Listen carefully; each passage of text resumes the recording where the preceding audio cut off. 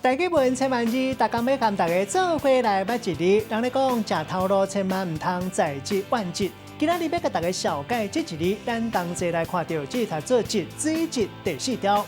古早台语字典解说这个节本地意思就是即种记代志的意思。咱讲职务，咱现代一般拢是用伫咧头路意思。咱讲职业，又是讲食什么款的头路。另外职分就是职业的责任甲份业。咱若职衔是讲一个人的职权、资格、待遇，或者是头衔地位。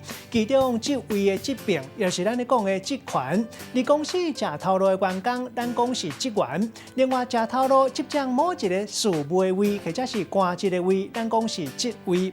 带大家做伙来小解这两个词。头一个读做在职，会当讲是当咧担任某一个职务；第二个词读做兼职，意思是讲伫咧本职以外，搁再兼任别项职务。咱用一句话来举例，甲这两个词夹做伙。譬如讲，阿明唔是一个在职晚职的人，伊唔捌兼职，敢若想讲好好甲家己的工课做好势，安尼就是对家己的工课来负责。今仔日小解这一日读做节，提供予观众朋友来参考。